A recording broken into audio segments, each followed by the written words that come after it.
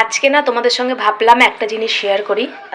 আচ্ছা চলো আগে দেখাই তোমাদেরকে, তারপর বলছি, দেখাতে দেখাতে বলছি।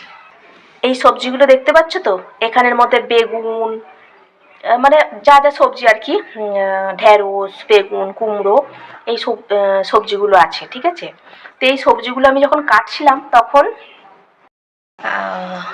তখন আমার না দিদার কথা খুব মনে পড়ছিল। কেন বলো তো? দিদার কথা মনে পড়ার কারণ হচ্ছে, আমার দিদাও এরকম সবজি দিয়ে না অম্বল বানাতো। এটা তোমরা কেউ কেউ খেয়েছো কি আমি জানি না, কিন্তু আমার দিদা খুব সুন্দর অম্বল বানাতো। মানে যা কিছু সবজি দিয়ে, টক টক তেঁতুল দিয়ে, একটু চিনি দিয়ে, তার মধ্যে যদি কখনো কখনো চুনো মাছ দিত, মাছের ডিম, কখনো কখনো বড়ি, এই সমস্ত কিছু দিয়ে অম্বল বানাতো। তো আজকে আমার কাছেও মাছের ডিম একটুখানি আছে, আর এই সবজিগুলো দেখলাম ছিল।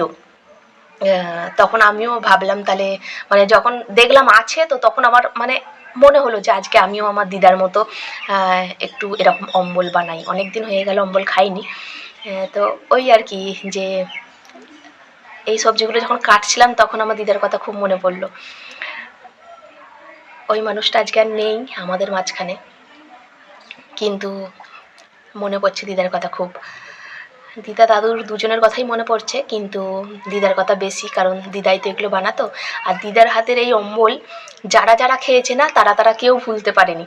মানে আমি তো ভুলতে পারিনি, আর আশা করি আমার মাসি, আমার মাসির মেয়েরা, ছেলেরা যারাই খেয়েছে তারা ভুলতে পারেনি। আমার মা, তো এটাই আজকে আমার মাও যখন খাবে এই অম্বলটা, তখন আমার মায়েরও দিদার কথাই হয়তো মনে পড়বে আমার মতনই, কারণ দিদাও এরকম বানাতো। তো এটাই তোমাদের সঙ্গে শেয়ার করার ছিল। চলো তোমাদের সঙ্গে এইটুকুনটাও শেয়ার করেছি তো, যে আমার দিদার কথা খুব মনে পড়ছে, কিন্তু কিভাবে আমার দিদা বানাতো ওটাও তোমাদের সঙ্গে শেয়ার করি। চলো। তো প্রথমেই কড়াটাকে গরম করতে বসিয়ে দিয়েছি, আর এখানে দেখো আমার কাছে একদম একটুখানি মাছের ডিমটা ছিল, একদম অল্প। তো এটাকে আমি প্রথমে ভেজে রেখেছি, আর কড়াটাকে গরম করতে বসিয়ে দিয়েছি। আর কড়াটা গরম হয়ে ওর মধ্যে আমি সর্ষেও দিয়ে দিয়েছিলাম, যেহেতু আমি তোমাদের সঙ্গে একটু শেয়ার করবো ভাবলাম, তাই আর কি কড়াটা বন্ধ করে তোমাদের সঙ্গে ভিডিওটা করছিলাম। তো একটুখানি সর্ষের তেল আমি দিয়ে দিলাম। সর্ষের তেলটা যেই গরম হয়ে যাবে,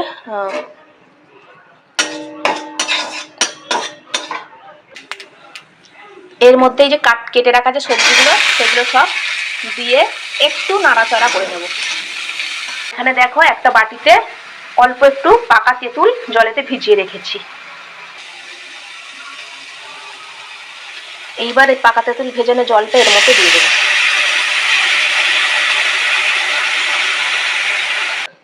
পাকা তেঁতুলের জলটা দিয়ে দিয়েছি, আর এখানে পরিমাণ মতো অল্প নুন আর অল্প একটু হলুদ দিয়ে দেবো। ব্যাস হয়ে গেল। আর সবজিগুলো যখন সিদ্ধ হয়ে যাবে তখন চিনি দিয়ে আর এই মাছের ডিমটা ছোট ছোট করে টুকরো করে দিয়ে নামিয়ে নেব।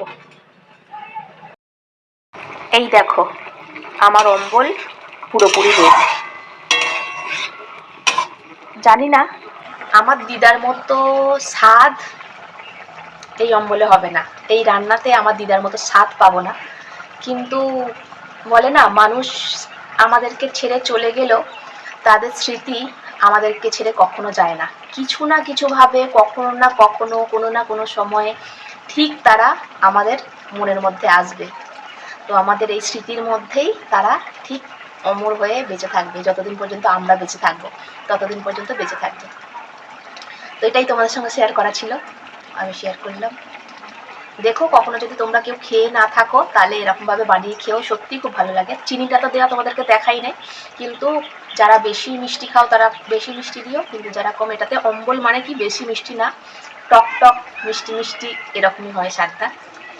তো নামিয়ে ফেলি আমি। চলো টাটা, সবাই ভালো থেকো। আর দিদা দাদু তোমরা যেখানেই থেকো ভালো থেকো, আমাদেরকে আশীর্বাদ করো, সবাইকে আশীর্বাদ করো তোমরা।